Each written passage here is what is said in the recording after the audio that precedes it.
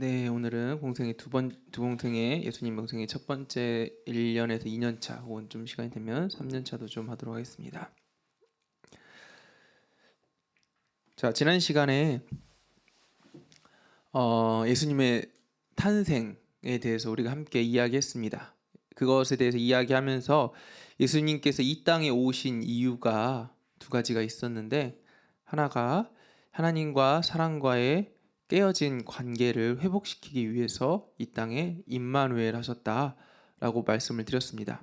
하나님께서 우리에게 복 주시기를 원하시는 분이신데, 이 관계가 우리의 죄로 인해서 끊어졌었다고 말씀을 드렸죠. 그래서 이 끊어진 죄를 다시 회복하시기 위해서 주님께서 이 땅 가운데 예수 그리스도로 성육신 하셨다라고 이제 말씀을 드렸습니다. 그래서 예수님께서 이 땅에 오신 이유가 바로 우리의 끊어진 죄를 다시 이어 주시기 위해서 주님께서 이 땅 가운데 임마누엘 하셨다. 이게 주님께서 오신 이유이고, 자, 두 번째 이유가 있다고 말씀을 드렸습니다. 이 땅 가운데 하나님의 나라, 하나님께서 세우신 나라를 다시 회복시키기 위해서 이 땅에 오셨다라고 말씀을 드렸어요. 세상을 창조하시고 이 땅의 원래 왕 되신 분이셨는데, 이 땅 가운데 왕이 지금 사람이 스스로 자기들이 왕이 없는 것처럼 살아가서 세상이 혼란스럽게 됐잖아요. 그래서 하나님께서 다시 이 땅 가운데 하나님 나라를 세워주시기 위해서 이 땅에 왕으로서 오셨다. 그러니까 주님은 종으로서도 오셨지만 이 땅에 하나님 나라를 회복시키기 위해서 왕으로도 오셨다 라는 사실을 지난 시간에 이 두 가지, 임마누엘 하나님, 왕의 귀한 예수 그리스도, 이 두 가지에 대해서 말씀을 드렸습니다.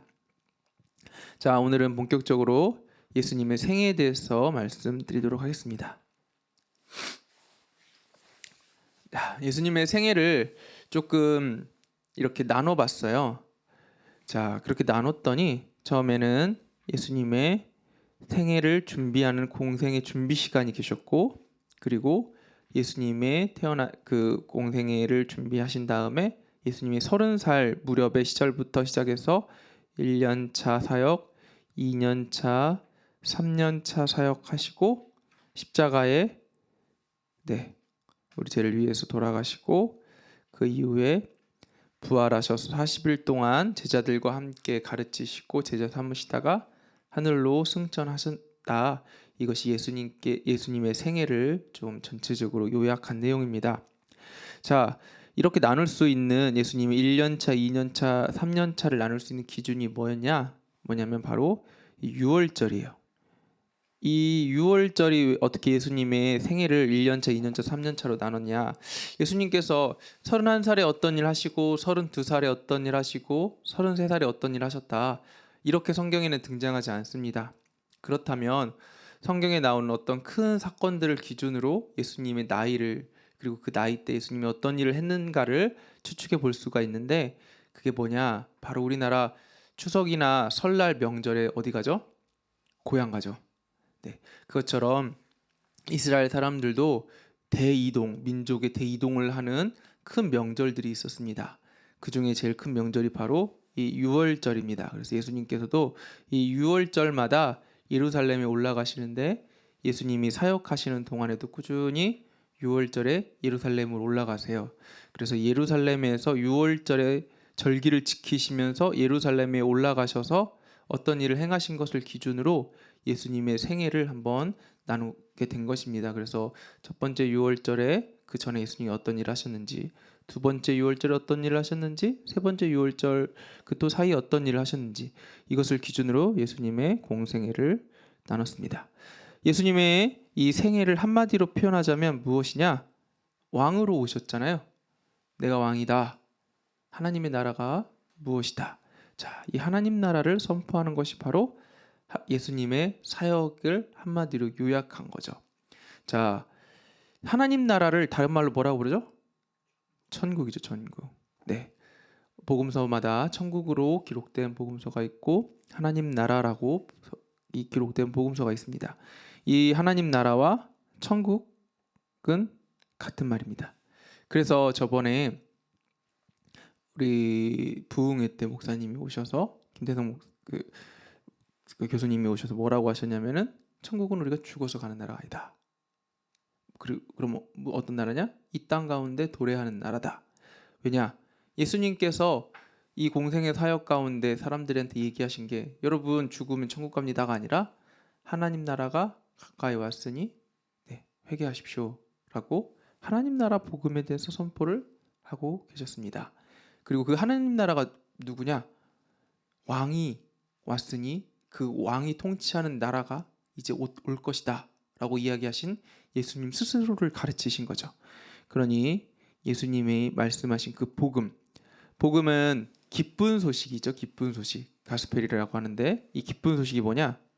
여러분이 기다리고 있는 왕이 이 땅 가운데 왔고 그 왕으로 인해서 이 땅 가운데 하나님 나라 오게 될 것이다.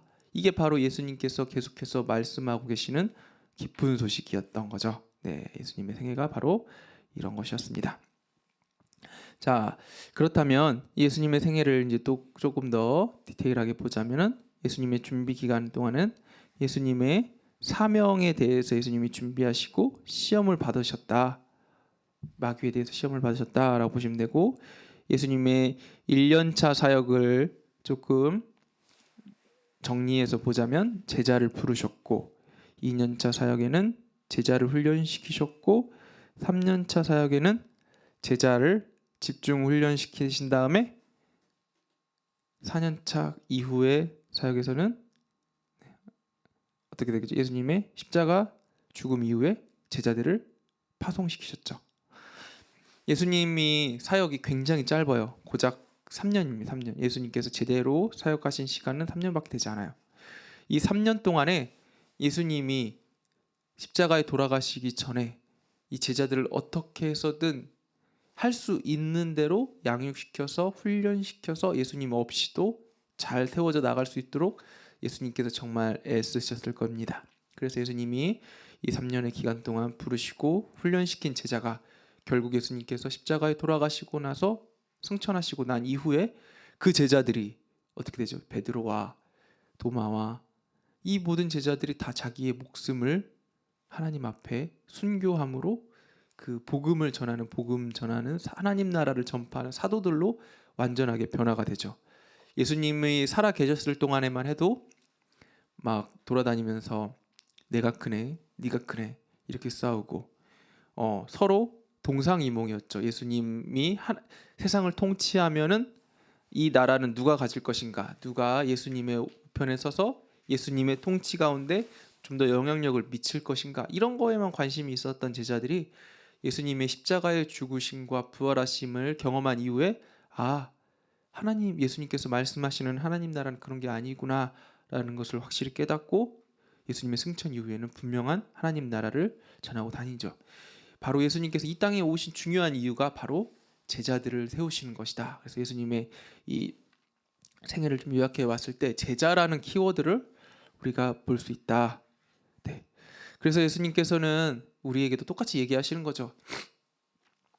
우리에게 말씀하시는 것이 너 나 믿고 천국 가는 게 끝이야. 너 천국만 가면 다야, 땡이야.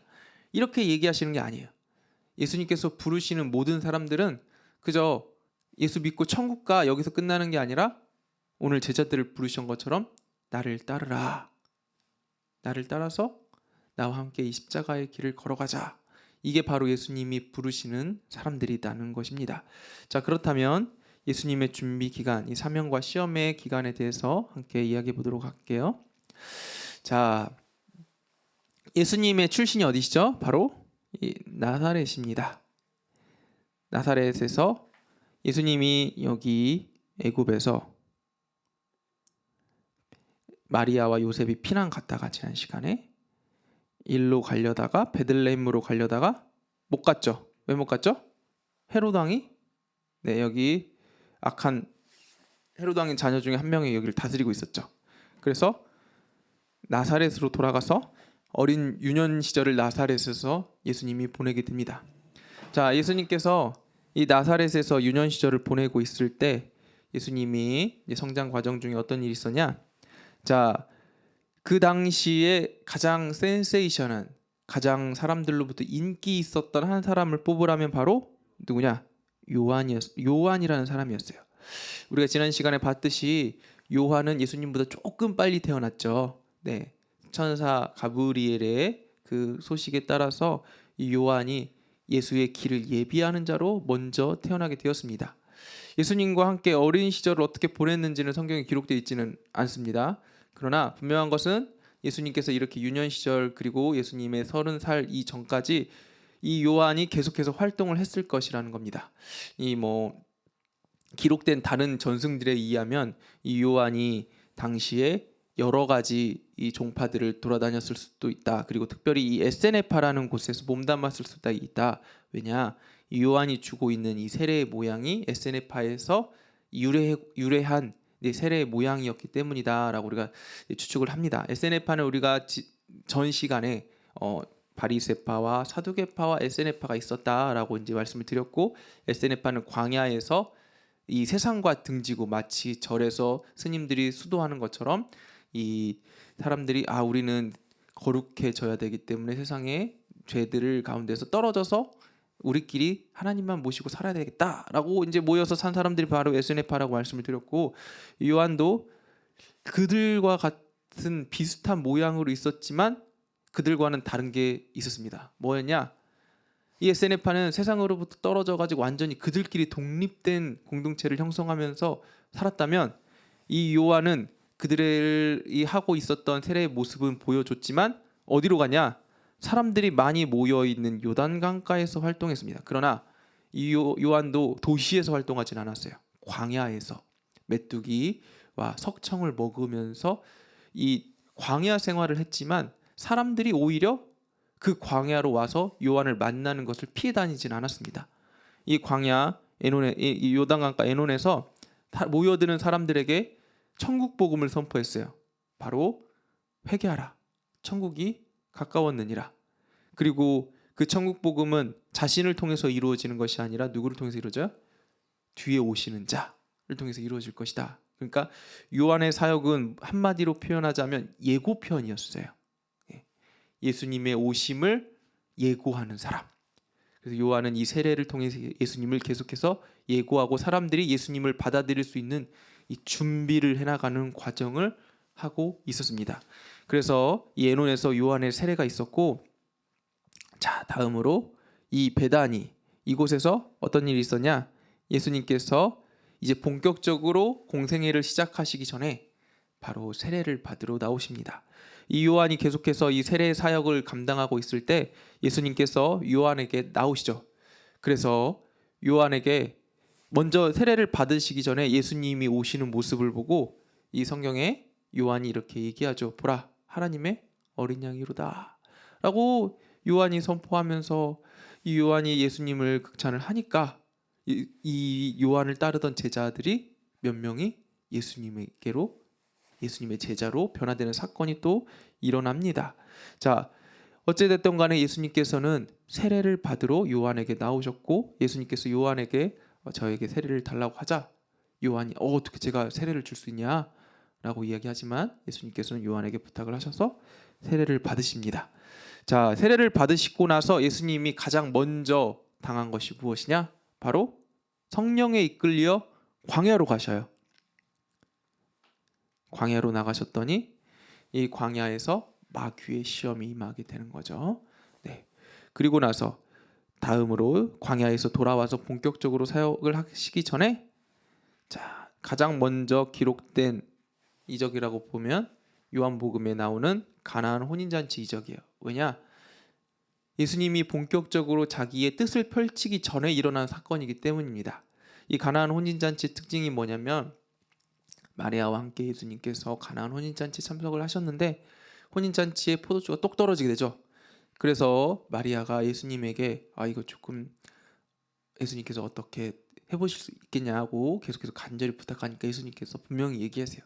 아직은 제 때가 오지 않았습니다 라고 얘기를 합니다. 그러나 이 어머니 마리아의 간청에 의해서 예수님께서 사역을 시작하시죠. 자, 그렇다면 이 혼인잔치가 주는 의미가 무엇일까 라고 한번 고민을 해봤더니 무엇이냐?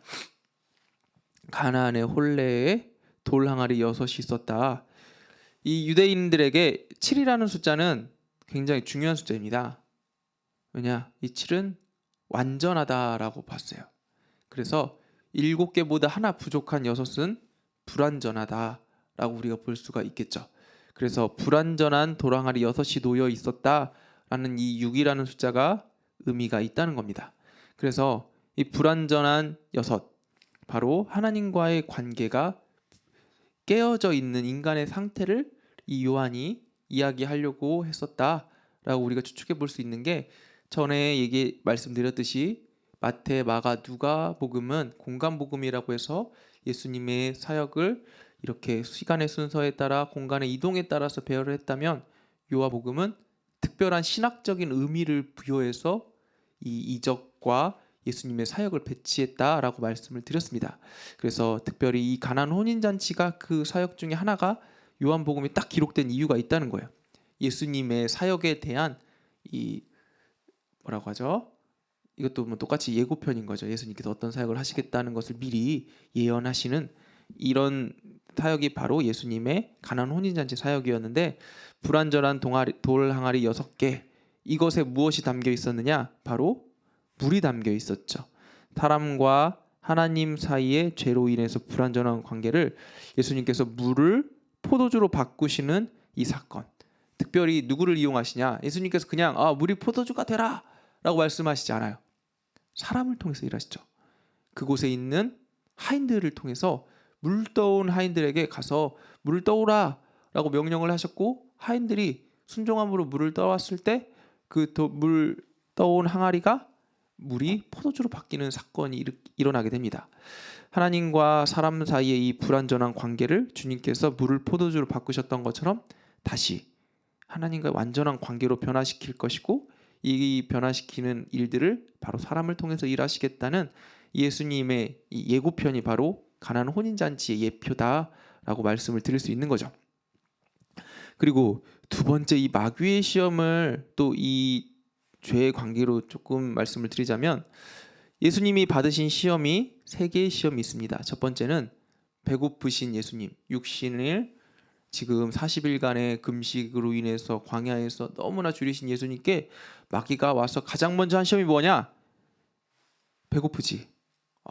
아마 마귀가 예수님에게 정말 맛있는 음식의 냄새를 맡게 하시지 않았을까? 저는 또 상상도 해봅니다. 우리가 빵집을 지나갈 때 빵집에서 흘러나오는 이 빵 굽는 냄새 때문에 배가 막 갑자기 되게 고파지잖아요.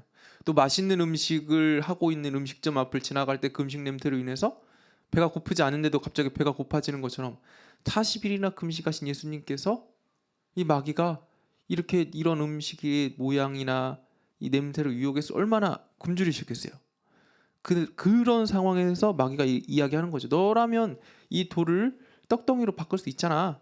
그러니까 너가 그걸로 바꿔서 먹어봐 라고 예수님을 시험을 하십니다. 그때 예수님께서 뭐라고 얘기하십니까? 사람이 떡으로만 살 것이 아니요 하나님의 입에서 나오는 모든 말씀으로 살 것이다 라고 신명기 8장 3절에 하나님의 말씀을 가지고 와서 하나님의 말씀으로 승리하는 모습을 마귀에게 보여줍니다. 그래서 두 번째로 마귀가 이래서는 안 되겠다 라고 예수님을 이제 시험을 하죠. 이번에는 마귀가 굉장히 교묘해요. 왜냐?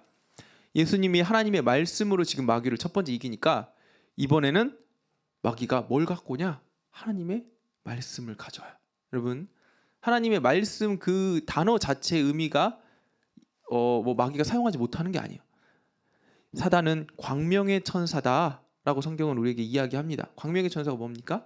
천사의 모습처럼 우리에게 보이는 거죠. 우리가 영화나 드라마에 보면은 막 머리에 뿔 나고 누가 봐도 마귀다라고 이렇게 마귀가 우리에게 접근하기보다 교묘하게 천사의 모습으로, 하나님의 그런 형상의 빛의 모습으로 우리에게 마귀가 다가오는 거죠. 우리를 속이기 위해서. 그래서 마귀의 별명이 바로 속이는 사람, 속이는 자예요. 마귀는 우리를 속일 준비가 잘 되어 있습니다. 여기 두 번째 예수님의 시험에서도 동일하게 마귀가 교묘하게 예수님에게 하나님의 말씀을 들고 와서, 봐라, 성경에 너가 뛰어내리면 천사가 너를 잡으리라 라고 기록되어 있지 않느냐. 그러니까 네가 여기서 지금 높은 곳에서 뛰어내리면 분명히 천사들이 와서 너를 잡을 거야. 그러니까 너 이만큼 능력 있는 사람이잖아. 네 능력을 한번 보여봐. 너 이렇게 슈퍼스타잖아. 너가 이렇게 뛰어내리면 하나님께서 구해주실 거니까 한번 해봐. 라고 이야기했을 때 예수님께서 분명하게 이 마귀의 시험의 본질을 딱 꿰뚫어 보시고 주 너의 하나님을 시험하지 말아라 라는 하나님의 말씀을 또 가지고 와서 말씀을 또 말씀으로 승리하는 모습을 우리에게 보여주십니다. 그리고 나서 마귀가 이것도 저것도 안 되니까 예수님을 데리고 높은 산 위로 올라가죠. 그래서 세상의 모든 것들을 막 보여주면서 예수님에게 얘기했죠. 자, 네가 나에게 한 번만 절하면, 네가 나에게 한 번만 그렇게 하면 네가 지금 보고 있는 세상 모든 만물을 다 너에게 줄 거야 라고 또 교묘하게 거짓말을 합니다. 그러나 세상 모든 만물이 누구 거죠? 하나님 거죠. 하나님 거. 예수님은 잘 알고 계세요. 이게 하나님 건데 네가 뭔데 온 세상 만물의 주인 하나님 건데 네가 뭔데 왜 주인 행세를 하느냐 라고 마귀를 반박하면서 마귀에게 이 마귀의 시험에서 승리하죠. 우리가 이 첫 번째, 첫 번째 시험. 자, 우리가 흔히 당하는 시험이죠. 무슨 시험이냐? 거꾸로 하겠네. 물질에 대한 시험, 우리의 명예에 대한 시험, 우리 권력에 대한 시험. 우리가 가장 흔하게 오는 이 시험들에 대해서 마귀가 예수님께 동일하게 시험을 했고, 예수님도 우리가 똑같은 사람의 성정, 똑같은 사람의 모습으로 똑같은 유혹을 받으실 수 있는 분이시지만 이 유혹에서 육신의 몸을 가지고도 마귀의 유혹에서 승리할 수 있다라고 우리에게 분명하게 보여주신 거예요. 우리가 잘못 생각하면 우리는 사람이니까 어떻게 우리가 예수님처럼 될 수 있을까? 예수님은 하나님이시니까 할 수 있었겠지라고 우리가 이렇게 그냥 쉽게 치부하면서 넘어갈 수가 있는데, 분명하게 알아야 될 것은 예수님도 우리와 똑같은 사람이셨고 그 사람으로서 똑같은 유혹을 받으셨고, 아까 말씀드린 것처럼 빵 냄새나 맛있는 음식 냄새를 이 마귀가 유혹했을 거예요. 그런데도 불구하고 하나님의 말씀을 붙들고 어떻게 승리하는가라는 모습을 분명하게 보여주신 거죠. 이 권력과 물질과 명예, 우리의 모든 유혹들로부터 승리하는 방법, 이것을 우리에게 마귀의 시험을 통해서 보여주셨다는 것입니다. 그리고 이 요한의 세례, 아까 말씀드렸다시피 요한의 세례가 의미하는 것이 무엇이냐? 우리가 이렇게 죄 가운데 빠져 있다는 사실을 사실 우리 스스로는 알지 못해요. 내가 돈을 좋아하는지, 내가 명예를 좋아하는지, 내가 살다 보면 우리가 스스로를 객관적으로 평가하지 못합니다. 언제 평가할 수 있냐? 문제가 일어났을 때, 어려움이 닥쳤을 때, 혹은 누군가가 지적했을 때 우리가 알 수가 있죠. 그래서 그거를 지금 이 요한이 한 것입니다. 너가 죄인이다. 너가 죄인이야. 라고 요한이 얘기를 했어요. 그런데 놀라운 것은 이 요한도 그렇지만 예수님도 똑같이 요한과 같은 말을 하고 다니셨죠. 회개하라. 근데 그 이야기를 들었을 때 사람들의 반응은 딱 두 가지예요. 하나는 듣고 내가 죄인이구나 라고 깨닫든지, 또 하나는 뭐예요? 불편하다. 저 사람의 이유를 막아야겠다. 자기가 죄인인 것을 깨닫지 못하고 다른 사람을 탓하는 것. 결국 이 두 가지로 나눠지게 됩니다. 뒤에 계속해서 말씀을 드릴 거예요.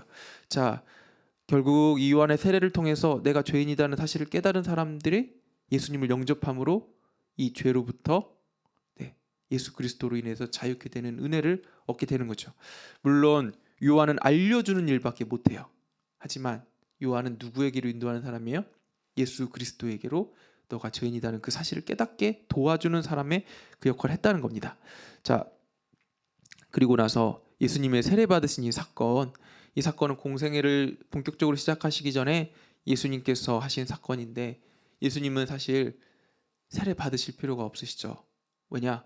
이미 예수님께서 성령님이시고 예수님께서 하나님이시기 때문에 세례를 안 받으셔도 됐습니다.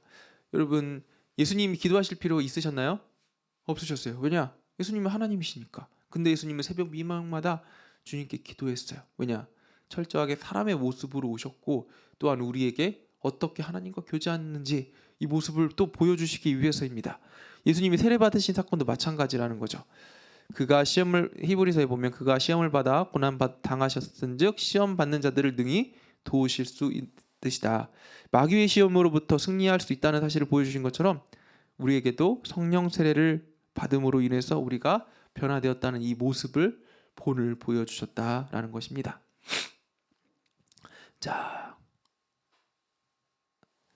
예수님의 공생의 사역을 우리가 한마디로 아까 얘기하자면 제자를 부르시러 온 사역, 우리를 제자 삼으시기 위한 사역, 이게 바로 예수님의 이 땅에 오셔서 하신 사역의 큰 그림이시다라고 말씀을 드린 겁니다. 그렇다면 누가 제자가 될 수 있는가? 라는 질문을 다들 하시겠죠. 누가 제자가 될 수 있는가? 마태복음 19장 29절에 이렇게 나옵니다. 또 내 이름을 위하여 집이나 형제나 자매나 부모나 자식이나 전토를 벌인 자마다 여러 배를 받고 또 영생을 상속하리라. 누가 제자가 될 수 있는가? 자기의 것을 버릴 수 있는 사람.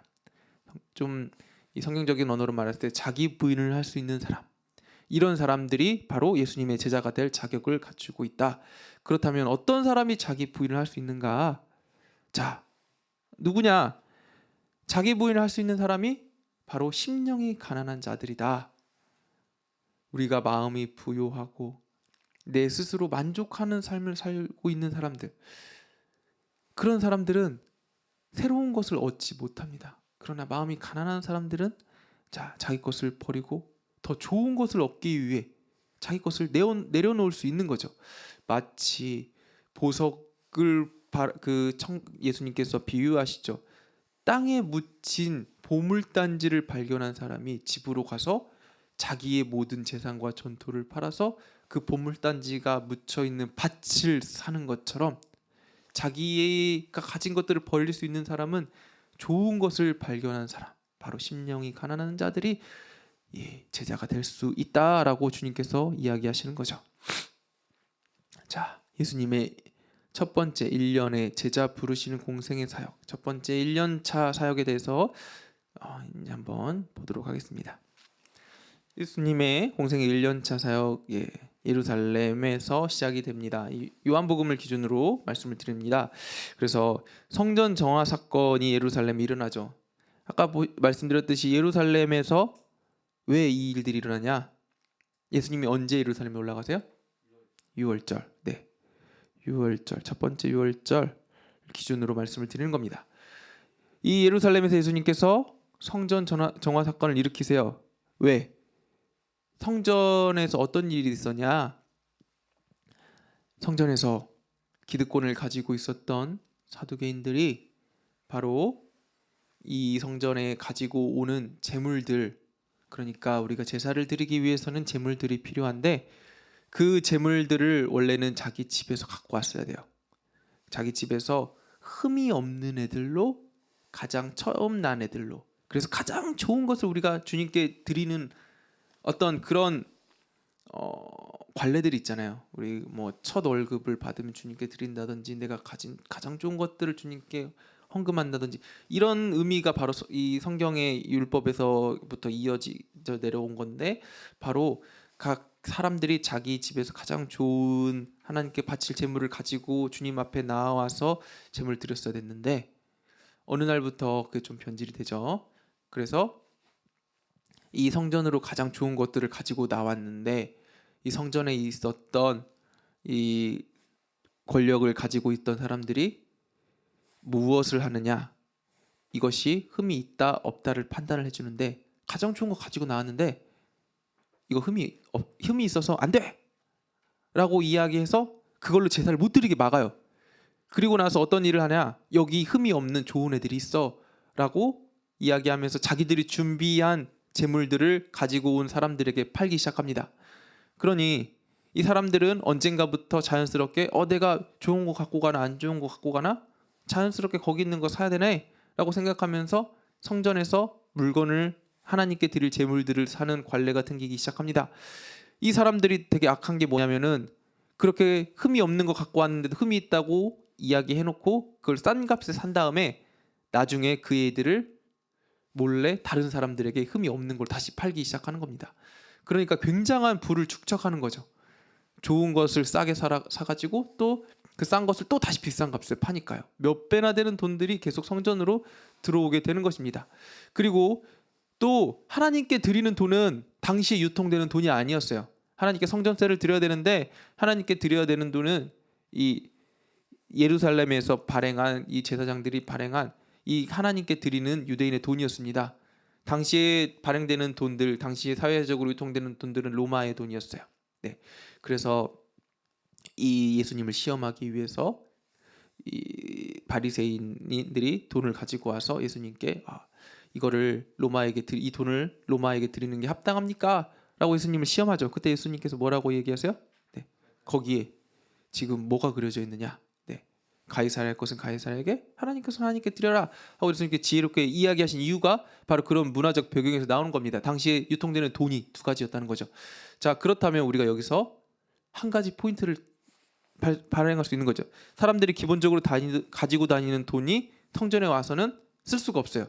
마치 우리가 외국에 나가면 우리나라 돈을 쓸 수 없듯이 성전에 가면 우리나라 지금 가지고 있는 돈을 쓸 수가 없어요. 그럼 뭘 해야 돼요? 환전을 해야 돼요. 그러니까 거기서 환전하는 사람들도 있는 거예요. 자, 여러분들 돈을 가지고 오면은 지금 성전에서 하나님께 드릴 수 있는 성전세를 드릴 수 있는 돈으로 바꿔드립니다. 하나님께서는 이 돈을 받으십니다. 라며 돈을 받아주시는데 그 환전을 하면서 뭘 하냐? 중간에서 환치기를 하는 거죠. 네, 비싼 수수료를 받으면서 돈을 또 바꿔가요. 그러니까 하나님의 성전에서 지금 굉장한 수익이 일어나는 장사들이 막 일어나고 있는 거예요. 이걸 주관하는 게 누구냐? 바로 사두개인들이라는 거죠. 그 장사하는 사람들에게 자릿세를 내고 장사할 수 있게 도와주고 그들로부터 수수료를 또 떼어가면서 굉장한 돈을 버리는 겁니다. 그리고 이 일들이 어디서 일어나냐? 성전 한가운데가 아니라 바로 이방인의 뜰이라는 곳에서 일어나요. 이방인의 뜰은 어디냐면은 이방인들이 하나님 앞에 예배하러 나오는 곳. 그러니까 이 성전은 이 사람들이 갈 수 있는 곳이 제한이 있었어요. 이방인들과 여인들이 갈 수 있는 곳과 유대인들이 들어갈 수 있는 곳과 하나님의 제사장 그리고 대제사장이 들어갈 수 있는 구분이 다 있었습니다. 그런데 누구나 들어가서 하나님을 예배드릴 수 있는 이방인의 뜰에서 무엇이 일어나고 있냐? 바로 장사가, 지금 말씀드리는 환전과 이 하나님께 드릴 제물을 파는 소와 양들이 막 울고 있고 비둘기들이 막 날아다니고, 그러니까 이방인들이 이곳에서 예배를 드릴 수 있냐? 없었죠. 예수님께서 이것을 보시고 얼마나 화가 나셨겠어요. 이방인들은 이 이방인의 뜰에서 이방인들이 와가지고 지금 모든 사람들이 와가지고 예배 드릴 수 있는 정말 열려있는 예배의 공간에서 장사를 함으로 인해서 예배 드릴 수 있는 사람들이 예배를 못 드리는 이런 안타까운 상황, 그리고 하나님의 전에서 지금 장사가 일어나서 이것들을 가지고 수익을 얻으면서 지금 너무나 말도 안 되는 상황들이 일어나니까 예수님께서 성전을 엎으시면서 이곳은 만민이 기도하는 곳인데 너희들이 왜 여기서 장사하고 있느냐 하면서 분노하고 계시는 장면이 바로 성전 정화 사건이죠. 네, 그리고 나서 여기서 또 일어난 일들 중에 하나가, 이런 일들 예수님의 지금 가르침들이 예루살렘에서 일어나니까 한밤중에 니고데모라는 사람이 찾아오게 됩니다. 니고데모는 바리새인이면서 사두개인이면서 공의회 의원이었어요. 그러니까 네, 한마디로 말해서 엄친아, 가진 거 다 가진 사람, 그 당시 사회적으로 권위가 있는 사람. 그런데 이 니고데모에게 한 가지 고민이 있었어요. 뭐냐? 자기가 분명히 배울 만큼 배우고 네, 만날 만큼 사람들 만나고 사회적 권위도 있고 모든 것을 다 가졌는데 이해가 되지 않는 것. 구약 성경에 분명히 메시아가 오고 하나님 나라가 온다고 했는데 왜 아무리 내가 배운 지식으로 그것들을 찾을 수가 없는 겁니다. 그 유대인들 중에 바리새인들 중에 스승이라고 하는 사람들에게 찾아가 봤지만 자기의 고민은 해결되지 않고, 또 수많은 다른 사람들 찾아가 봤지만 이 고민이 도대체 해결되지 않아요. 그래서 그 마음 가운데 이런 해결되지 않은 고민이 있는데, 당시 사람들이 메시아라고 이야기하는 스승이라고 이야기하는 예수님께서 지금 예루살렘에 오셨을 때 니고데모가 그래 내가 한번 찾아가 봐야겠다. 근데 낮에 찾아가면 어떻게 되냐? 니고데모의 명예와 위신이 떨어지고 그것을 바라보는 주변의 동료들이 니고데모를 어떻게 볼지 니고데모가 두렵습니다. 그래서 한밤중에 몰래 예수님을 찾아가서 예수님께 그동안 가지고 있었던 질문을 하죠. 예수님, 어떻게 해야 구원을 얻을 수 있겠습니까? 예수님께서 말씀하시죠. 너가 거듭나야 한다. 어떻게, 나는 이미 엄마 뱃속에서 태어났는데 어떻게 내가 거듭날 수 있겠습니까? 어떻게 거듭나니? 성령으로 거듭나야 된다. 성령이 어디서 오는지 우리가 알 수 없지만 바람이 어디서 왔다 어디로 가는지 알 수 없는 것처럼 성령도 이러하다 하면서 니고데모에게 거듭나는 방법에 대해서 말씀하십니다. 성령의 역사심에 대해서 이야기하죠. 니고데모가 이 이야기를 듣고 돌아가게 됩니다. 자, 그리고 나서 수가성에서 사마리아 여인을 만납니다. 이 사마리아 여인도 고민이 있는 여자였어요. 이 사마리아 여인도 방금 이 니고데모처럼 평범한 정상적인 때에 예수님을 만나러 오지 않습니다. 니고데모가 밤에 사람들을 피해서 밤에 왔다면 사마리아 여인은 오히려 낮에 사람들을 피해서 지금 우물가에서 예수님을 만나게 됩니다. 이 사마리아 여인은 결혼을 여러 번 한 여자였어요. 많은 사람들이 사마리아 여인을 보고 저 여자는 품행이 단정하지 않다 라고 욕을 했을 겁니다.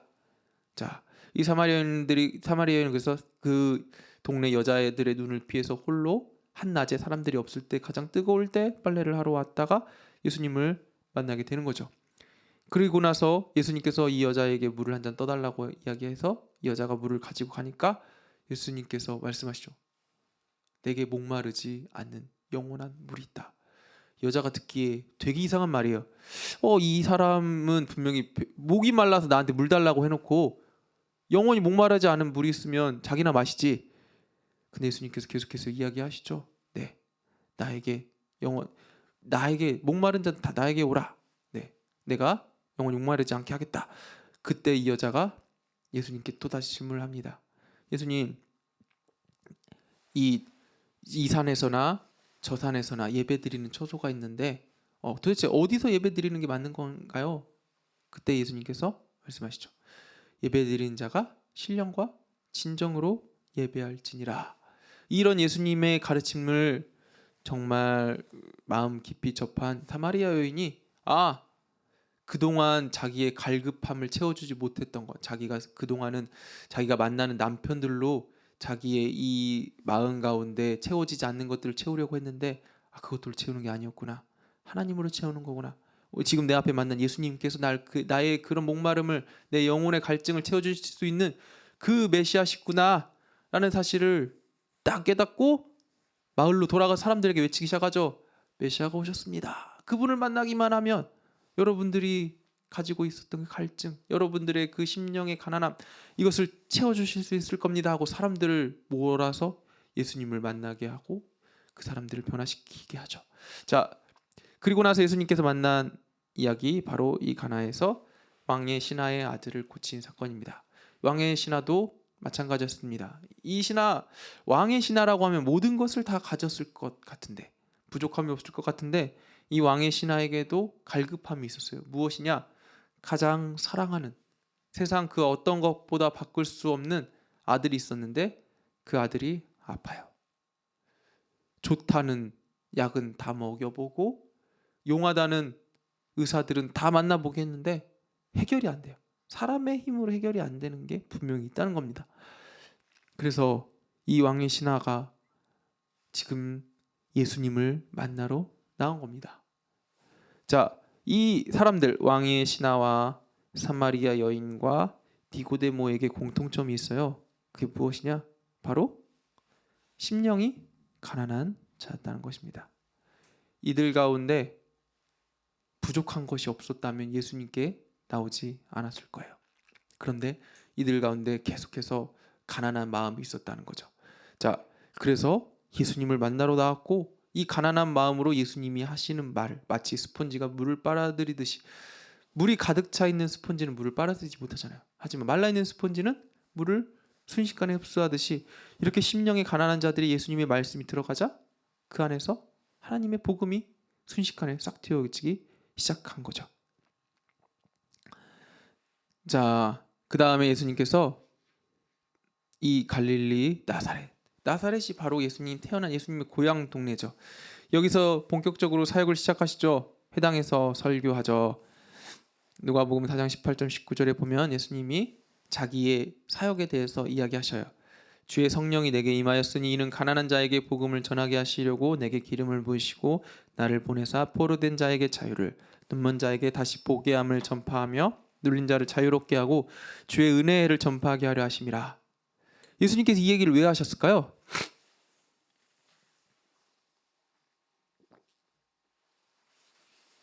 왜 하셨을까요?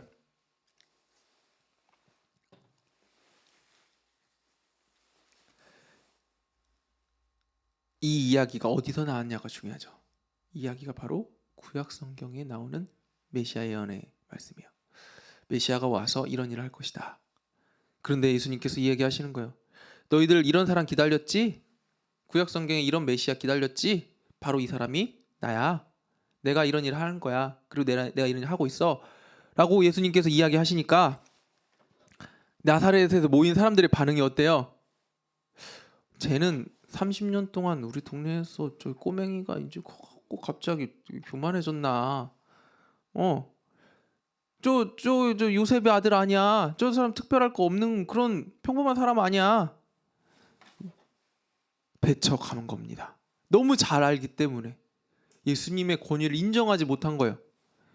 마치 이 아무리 훌륭한 사람도 자기 고향에서 인정을 못 받듯이 예수님께서 예수님의 사역을, 예수님의 모습을 드러내시자 사람들이 수용하지 못한 겁니다. 그래서 예수님께서 어디로 옮기시냐면은 바로 가버나움으로 옮기세요. 고향이 아니라 다른 곳에서. 예수님이 사랑하는 사람들이 살고 있었던 고향에서 첫 번째 사역을 시작했었는데 오히려 그 사람들은 예수님을 수용하지 못하고 예수님을 배척하고 예수님을 수용하고 예수님을 따르는 많은 사람들이 있는 가버나움으로 거처를 옮기셔서 그곳에서 사역을 시작하고 그곳으로 수많은 사람들이 구름대처럼 예수님을 보기 위해 몰려듭니다. 예수님께서 여기서 수많은 사역을 하시죠. 베드로를 부르시고 그리고 베드로의 어머니 장모님의 열병을 고치시고 이곳에서 문둥병자를 고치시고 중풍병자를 고치세요. 이 사람들의 공통점이 뭐냐? 아까 말씀드렸던 것처럼 이 사람들이 다 심령이 가난한 자들이었다는 것입니다. 예수님께서 이야기하실 때 아까 나사렛의 사람들과 같이 예수님을 배척하지 않고 오히려 그들 마음 가운데 가난한 마음 가운데 예수님의 말씀을 받아들이는 거죠. 마치 좋은 밭에 뿌린 씨앗이 30배, 60배, 100배 열매를 거두시듯이 예수님께서는 말씀의 씨앗만 뿌렸는데 그것을 받아들이는 밭에 따라서 그 모양이 달라듯이 예수님의 말씀을 받아들이는 사람들의 그 마음 상태에 따라서 이 열매 맺는 열매가 달랐습니다. 이 심령이 가난한 자들이 바로 예수님을 따른 거죠. 심령이 가난한 자들만이 예수님의 부르심에 응답하기 시작했다는 것입니다. 우리 12제자만 흔히 생각하지만 실제로 예수님을 따르는 제자들은 많았어요. 수많은 사람들이 예수님을 따라다녔고 예수님께서 십자가에 돌아가실 때까지 예루살렘에 입성해서 이 예수님께서 십자가의 형을 받으시기 전까지 정말 수많은 사람들이 예수님을 쫓아서 제자라는 이름으로 따라다녔습니다. 자, 그 사람들의 공통점이 바로 심령이 가난했다는 거죠. 그렇다면 예수님께서 일단은 그런 사람들에게 던지셨고 예수님을 따랐어요. 마치 우리가 이 교회가 처음에 복음을 전 때 예수 천국 불신치욕 예수님 믿으면 우리 다 천국 갑니다. 그렇게 예수님의 복음을 전해서 수많은 사람을 따르게 했지만 그 사람들이 다 남지 않았어요. 어떤 사람들이 남았냐? 예수님을 따르기 시작했지만 그 이후로 제자가 된 사람들만이 예수님을 계속해서 따른 것입니다. 예수님께서도 그런 모든 사람들을 부르셨지만 그 중에 제자들을 계속해서 훈련시켜 나가십니다. 2년차 예수님 제자 훈련에 대해서 또 얘기하도록 하겠습니다. 두 번째 유월절을 지내셨어요. 두 번째 예루살렘에서 예수님의 사역이 나요. 베데스다에서 38년 된 병자를 베데스다 연못에서 38년이나 일어나지 못했던 이 병자를 예수님께서 고치시죠. 그리고 나서 또 안식, 손 마른 자를 고치세요. 근데 이 두 사건의 공통점이 무엇이냐? 바로 안식일에 행하셨다는 거예요. 안식일이 어떤 날인가요? 쉬는 날이에요. 유대인의 법상 하나님께서 7일째 쉬셨듯이 이 안식일은 모든 유대인들은 아무것도 하면 안 돼요.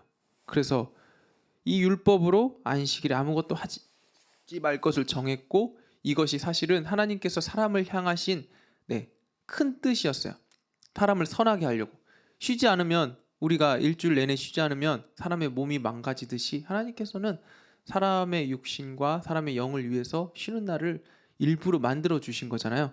그것처럼 이 안식일은 사람을 위한 날이었습니다. 그런데 율법을 만든 바리새인들은 이것이 사람을 위한 날이라는 그 사실을 먼저 우리 깨닫기보다는 그냥 율법 자체, 안식일을 지키는 것 자체에만 집중한 거죠. 율법 자체에만 집중한 겁니다. 그래서 사람을 위한 날에 사람을 고치신 예수님께서 행한 사역, 이것을 바라보지 못하고 예수님께서 왜 너 안식일에 이런 일들을 행하였느냐, 이것에만 꼬투리를 잡는 거죠. 네. 자, 율법에 대해서 조금 더 설명을 드리면, 율법은 갈라디아서에 보면 율법은 뭐라고 설명하고 있냐? 초등교사. 네. 하나님께로 인도하는 초등교사다라고 이야기하고 있어요. 초등교사는 언제 필요하냐? 아이가 어렸을 때 필요해요. 아이가 어렸을 때 하나하나 설명해 주기 위해서 초등교사가 필요해요. 근데 아이가 자라면 초등교사가 필요 있나요? 없어요. 우리가 이 율법은 하나님께로 나아가는 법, 하나님께 만나는 법, 하나님을 보게 하는 거예요. 마치 손가락으로 달을 가리키면 이 손가락을 통해서 달을 보게 하는 것이 목적이듯이 이 율법은 손가락처럼 하나님을 가르치는 손가락입니다. 그런데 바리새인들은 손가락에만 집중을 하고 달이신 하나님을 보지는 못한 것입니다. 그래서 이 율법에 집중한 바리새인들에게 예수님께서 계속해서 말씀을 하시는 거죠. 너희들이 이 하나님을 바라보지 못하고 율법에만 너무 집중하고 있다라고 말씀을 계속해서 하십니다. 자, 여기 보시면 갈라디아서 3장 24절에 율법이 우리를 그리스도께로 인도하는 초등교사가 되었다. 초등교사는 성장한 사람에게는 필요가 없죠. 하나님께 나아가지 못하는 자는 율법이 필요가 없습니다. 자, 예수님께서 그래서 사람들에게 뭐냐? 인자는 안식일의 주인이라. 하나님께서는 안식일을 사람을 위해 만드셨고 나는 이 안식일을 만든 주인인데 내가 이 날에 무슨 일을 하든지 무슨 상관이냐? 라고 이야기를 했더니 바리새인들이 어떻게 반응하냐? 아까 말씀드렸죠. 심령이 가난한 자들은 예수님께서 이렇게 이야기하시고 말씀하시고 사역을 하시면 아, 예수님께서 하나님이시구나 라고 받아들이는데, 심령이 가난하지 않은 자들, 마음이 강팍한 자들은 아, 저 입을 어떻게 막을 것인가, 예수님을 어떻게 죽일 것인가, 이렇게 대척하게 되었다는 것입니다. 자, 예수님께서 예루살렘에서 다시 자기 본고장인 예수님의 사역의 이 자리인 가버나움으로 돌아가셔요. 여기서 무엇을 하시냐? 12제자를 세우시죠.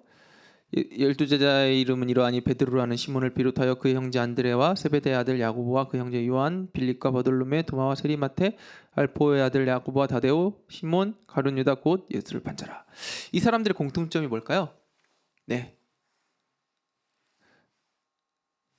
바로 심령이 가난한 자들이었다는 겁니다. 이유는 달라요. 이유는 되게 달라. 왜냐하면 가난인 시몬 같은 경우는 여기 보이듯이 열심당원이었어요.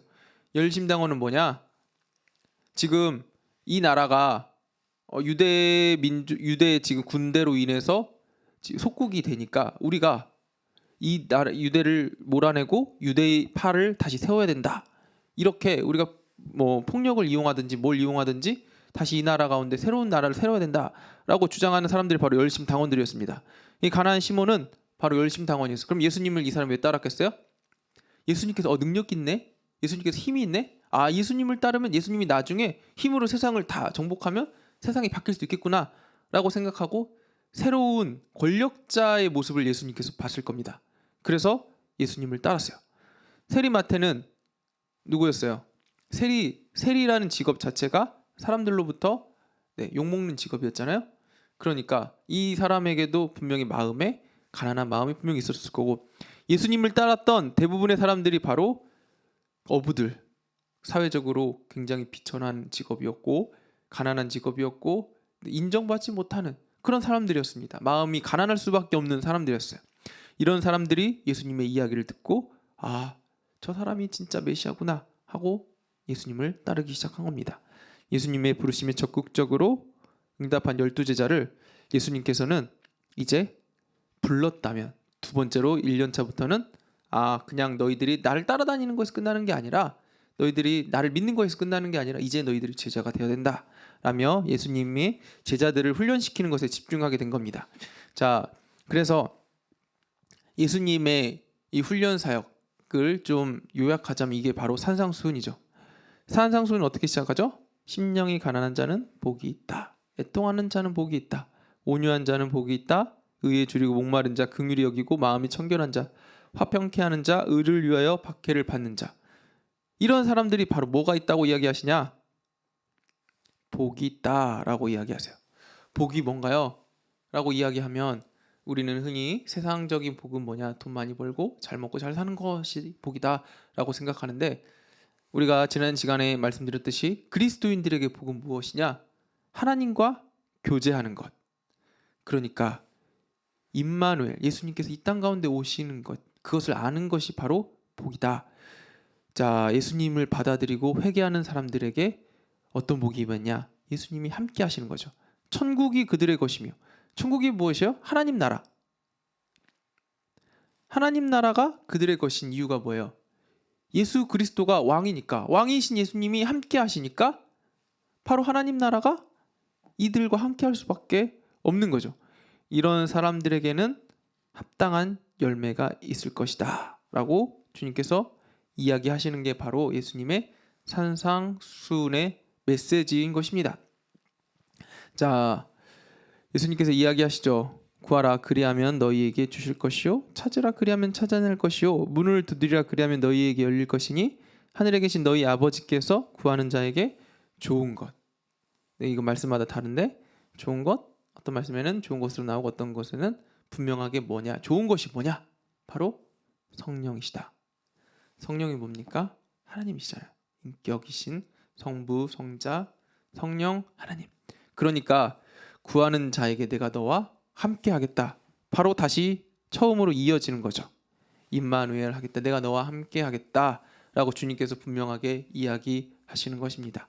마음이 가난한 자들에게 임하는 가장 큰 복, 주님께서 함께 하시는 것입니다. 주님이 바로 이렇게 이야기하시는 거죠. 너희들이 나의 제자는 누구냐? 나의 제자는 무엇이냐? 바로 나와 함께하는 사람들이다. 세상의 다른 헛된 것들을 쫓아 사는 것이 아니라 바로 이렇게 나와 함께하는 것을 기뻐하는 사람들. 그런 사람들의 특징이 뭐냐? 심령이 가난한 자다. 애통하는 자고, 온유한 자고, 의에 줄이고 목마른 자고, 긍휼히 여기는 자고, 마음이 청결한 자고, 화평케 하는 자고, 의를 위하여 핍박을 받는 자들이다. 이런 자들이 바로 천국을 누리는 자들이다 라고 분명히 주님께서 말씀하고 계시는 것입니다. 그러니까 제자들이라면 당연히 이런 사람들이 되는 거죠. 자, 천국의 기업을 얻는 백성의 삶, 이게 바로 제자의 삶이다 라고 주님께서 말씀하십니다. 자, 공생 2년 차에 또 이런 일도 있었습니다. 향유 부은 죄 많은 여인, 이 여인이 예수님께 향유컵을 가지고 나오죠. 그리고 예수님 앞에 그 향유컵을 깨트려서 예수님의 발을 씻깁니다. 그런데 이 모습을 본 바리새인들은 저 여자가 정말 대단한 일을 하는구나, 하나님께 정말 훌륭한 일을 하는구나 라고 생각하지 않았어요. 뭐라고 생각했냐? 예수님을 시험하는 거죠. 만일 저 사람이 누군지 알았다면 이 여자가 발을 씻기는 것을 가만히 있을 수 없다. 당시에 유대인의 관습으로는 죄인들과 함께 할 수 없었거든요. 그러니까 이 여자와 함께하는 것 자체가 불경한 일이다 라고 율법을 기준으로 예수님을 지금 판단을 하고 있는 것입니다. 그리고 이 귀신 들려 눈 멀고 벙어리 된 자, 이 사람은 왜 죄인일까? 이 당시의 시대에 병 걸린 사람들은 다 죄인이었어요. 왜냐? 우리가 욥기에 보면은 욥의 친구들이 욥한테 계속해서 이야기하는 근거가 뭐냐? 너가 지금 병 걸렸지? 너가 지금 망했지? 너가 지금 이렇게 힘들지? 뭐냐? 너 지금 죄 지은 거 있을 거다. 잘 생각해봐라. 하나님은 의로운 분이시라서 죄 있는 사람들에게만 이렇게 벌 주셔. 근데 너는 지금 의롭다고 이야기하지만 잘 생각해 보면 너가 벌 받을 만한 짓을 분명히 했기 때문에 너가 지금 벌 받고 있는 거야. 라고 욥의 친구들이 욥에게 계속해서 이야기해요. 그런 사회적인 이런 관례가 바로 이 당시에 사람들이 기본적으로 하고 있었던 생각이라는 겁니다. 그러니까 귀신 들린 사람, 눈 멀고 벙어리 된 사람, 이 사람이 지금 뭐 때문에 온 것이냐, 뭐 때문에 문제가 있는 것이냐, 이 사람이 분명히 죄가 있었을 것이다. 그래서 이 사람이 나왔을 때 예수님이 지금 이 사람의 귀신을 쫓아낸 것을 보고 여기 바리새인들이 뭐라고 이야기하냐면 예수님이 어떻게 저런 사람의 죄를 저런 사람의 문제를 해결해 주실 수 있냐라고도 이야기했지만 지금 예수님을 계속해서 판단하는 게 바알세부를 힘입지 않고서는 귀신을 쫓아내지 못하느니라. 예수님을 어떻게든 흠잡기 위해서 그것에만 지금 집중하고 있는 것이 바로 바리새인들의 모습입니다. 자, 이 사람들의 모습을 예수님께서 분명하게 이야기하세요. 어리석은 부자의 비유 우리가 다 들어보셨을 겁니다. 부자가 있는데 계속해서 돈이 많아져요. 그러니까 이 부자가 곡간을 헐고 돈이 많아지니까 더 큰 곡간을 짓고, 그리고 또 돈이 많아지니까 그 곡간을 헐고 더 큰 곡간을 짓고, 계속해서 큰 곡간을 계속 지어가는 거죠. 그러니까 하나님께서 말씀하시되 어리석은 자여 오늘 밤의 내 영혼을 도로 찾으리니 그러면 내 준비한 것이 누구의 것이 되겠느냐. 자기를 위하여 재물을 쌓아두고 하나님께 대하여 부유하지 못한 자, 그런 사람들이 이와 같다라고 이 지금 바리새인들을 향해서 예수님께서 지금 말씀하고 계시는 거죠. 이 기득권을 가지고 있는 사람들, 너희들이 그걸 왜 갖고 있느냐? 너희들 잘 먹고 잘 살으라고 갖고 있는 게 아니야. 너희들의 율법, 하나님께서 왜 너희들을 맡게 해주셨냐? 너희들끼리 이것 가지고 사람들 판단하라고 준 게 아니야. 그걸 가지고 사람을 살리고 생명을 살리라고 지금 이 모든 것들을 너희에게 허락해 주셨는데, 그걸 잘 사용하라고 주셨는데 너희들이 지금 뭐 하고 있냐? 창고에 쌓아두고 있는 거야. 너희들에게 준 율법, 너희들끼리만 가지고 사람들 판단하고 사용하고 있지는 않잖아 라고 예수님께서 말씀하고 계시는 것입니다.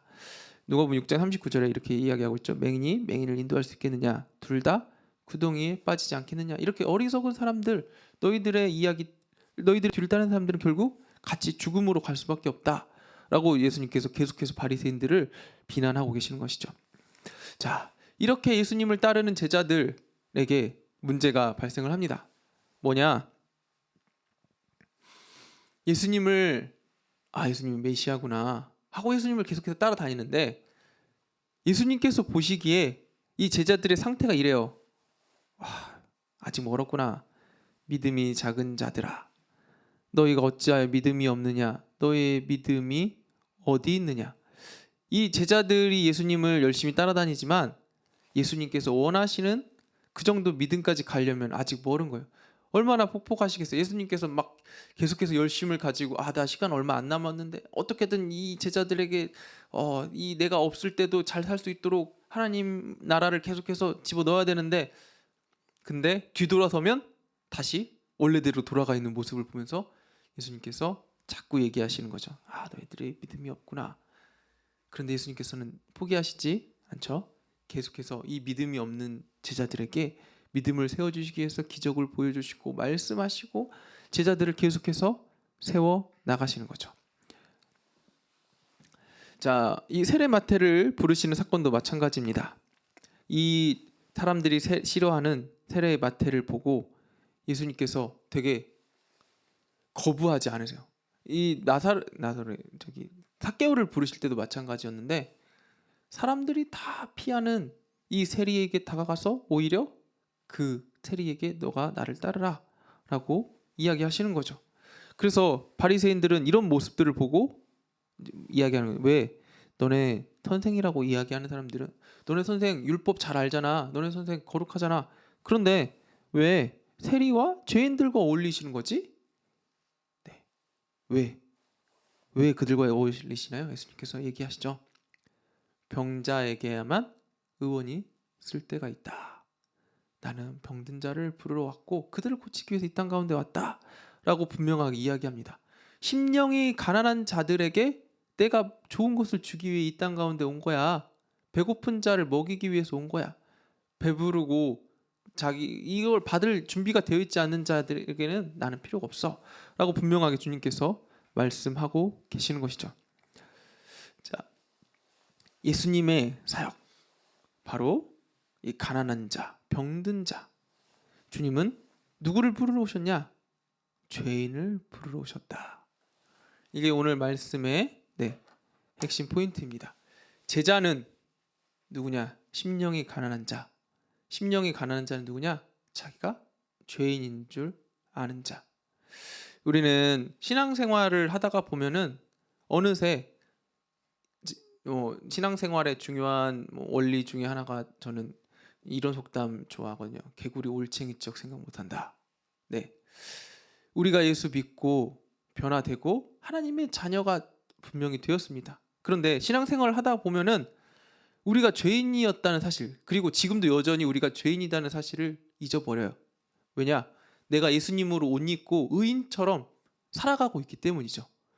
그러니까 지금 내가 이렇게 의인으로 살아가고 이렇게 하나님의 자녀로 살 수 있는 은혜가 내가 잘해서, 내가 뛰어나서, 내가 죄가 없어서 그렇게 된 게 아닌데 다 하나님의 은혜로 된 건데, 내가 지금 잘 살고 있다고 해서, 내가 지금 하나님의 자녀로 살고 있다고 해서 다른 사람들을 볼 때 이 판단하고 비판하고 비난하는 눈이 자연스럽게 열리게 되죠.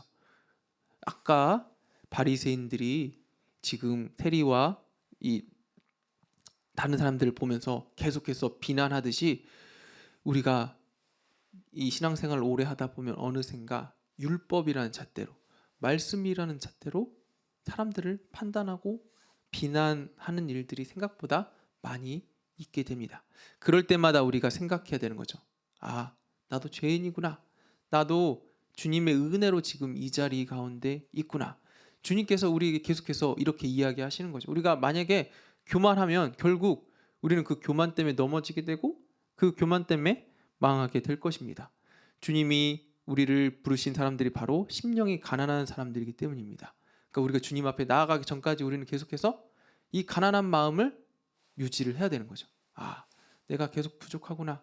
주님의 은혜로 내가 하루하루 이렇게 은혜로 나아가고 있구나. 나는 여전히 주님 때문에 의인으로 살고 있지만 나는 여전히 죄인이구나. 이 사실을 계속해서 잊지 말아야 된다는 것입니다. 자, 오늘 이제 말씀을 정리하려고 합니다. 자, 건강한 자에게야 의원이 쓸데가 없고 병든 자에게야 쓸데가 있느니라. 나는 의인을 부르러 온 것이 아니라 죄인을 부르러 왔느라. 그 죄인이 누구냐? 바로 심령이 가난한 자들이다. 심령이 가난한 자는 복이 있는데 그 복이 무엇이냐? 바로 하나님과 동행하는 복이다. 우리 인생 가운데 바로 이런 복이 가장 큰 복임을 여기 계시는, 오늘 공부하시는 많은 분들이 기억하셨으면 좋겠습니다. 네, 우리가 다음 시간에는 이제 공생의 3년차 하나님 나라, 하나님 백성, 아까 말씀드린 자기 부인, 이 자기 부인에 대해서 예수님께서 이제는 방금 2년차가 제자로 만드는 단계 초급 과정이었다면 이제 3년차는 뭐냐? 심화 과정이에요. 네. 이 과정 가운데 제자들이 많이 넘어졌어요. 그리고 예수님께서 십자가에 돌아가시기 전까지 이해하지 못했어. 그러나 예수님께서는 끝까지 이 과정을 가르쳤어요. 그래서 이게 이 제자들의 마음 가운데 뿌려졌는데 언제 그것이 싹트고 올라와서 열매를 맺었냐? 예수님께서 부활하시는 것을 경험한 이후에 바로 그것들이 열매 맺게 됩니다. 자, 그래서 다음 시간에는 이 3년차에 대해서 함께 이야기해 보도록 하겠습니다. 네, 오늘은 여기까지 하도록 하고, 우리 이 시간 함께 기도하실 때 하나님, 오늘은 예수님의 공생의 1년차, 2년차에 대해서 함께 공부하였습니다. 주님, 주님께서 오늘 우리에게 말씀하셨습니다. 심령이 가난한 자, 주님, 제가 심령이 가난한 자가 되기 원합니다. 주님, 우리가 복을 누리는, 주님께서 말씀하시는 이 복의 그런 사람들이 되길 간절히 소망합니다. 주님, 이것들을 내가 잊지 않고 또 한 주간 이런 사람으로 살기 원합니다. 우리가 이렇게 간절히 함께 기도하도록 하겠습니다. 기도하겠습니다. 하나님 아버지, 오늘도 우리가 말씀으로 아버지 심령이 가난한 자에게 어떤 복이 있는지 함께 나누었습니다. 아버지, 주님께서 이런 자들을 부르셨고 이런 자들을 주님 통해서 제자 삼아 주셨고 아버지 정말 이런 자들을 인도하셨다는 사실을 우리가 아버지 다시 한번 공부하였습니다. 주님, 여기 우리 함께 공부하고 있는 아버지 신약 성경개관 공부하고 있는 모든 아버지 집사님 권사님들 아버지, 주님께서 아버지 제자 삼아 주셨습니다. 우리가 제자가 되기 위해서 또 공부하고 있고 하나님의 말씀을 쫓아 살아가고 있습니다. 주님 아버지, 우리 마음 가운데 정말 날마다 심령이 가난한 자들이 되기 원합니다. 주님, 우리가 날마다 아버지 정말 주님의 말씀을 쫓아 사는 사람들이 되기 원합니다. 아버지, 우리가 바리새인들과 같이 우리가 배운 것들 아버지 우리가 공부한 것들로 아버지 다른 사람들을 정죄하고 판단하는 것이 아니라 아버지 정말 이 말씀을 통해서 아버지 정말 우리 마음 가운데 하나님의 말씀을 세워나가고 아버지 열매 맺는 사람들이 될 수 있도록 도와주시옵소서. 주님, 성령 충만한 사람들이 될 수 있도록 도와주시옵소서. 아버지, 한 주간도 주님께서 우리를 은혜로 인도하여 주심 믿고 아버지 정말 주님의 간절한 은혜를 간절히 구하며 나아갑니다. 주님 아버지, 함께 해주시고 인도해 주시옵소서. 아버지, 더 시간이 소망합니다. 하나님이 얘기한 시간을 통하여서 우리 주님 기도하겠습니다. 하나님, 오늘 또 정말 주님의 은혜로 또 이 새벽에 함께 주님의 공생에 대해서 공부하였습니다. 주님, 심령이 가난한 자가 복이 있다고 말씀하셨습니다. 아버지, 우리가 그런 복을 누리는 사람들이 되기를 간절히 소망합니다. 아버지, 정말 내가 가진 것들 아버지 정말 그것들로 인해서 아버지 스스로 교만하여지는 삶이 아니라 하나님 우리에게 주신 그 은혜로 말미암아 우리 삶이 하나님의 말씀과 주님의 임재하심으로 풍성한 삶이 될 수 있도록 주님 도와주시옵소서. 하나님, 주님 우리에게 주신 말씀은 주님을 보기 위해서 주셨다고 말씀하셨습니다.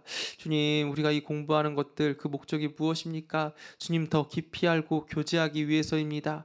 우리가 지식으로만 하나님을 아는 것에서 그치는 것이 아니라 이렇게 공부하고 하나님을 더 깊이 알아가는 아버지 정말 그런 은혜가 우리의 삶 가운데 날마다 이어질 수 있도록 도와주시옵소서. 주님 더 사랑합니다. 주님 더 사랑하게 하여 주시옵소서. 예수님의 이름으로 기도합니다. 아멘. 네, 감사합니다. 네, 할도사 많으셨습니다. 수고하셨습니다. 감사합니다.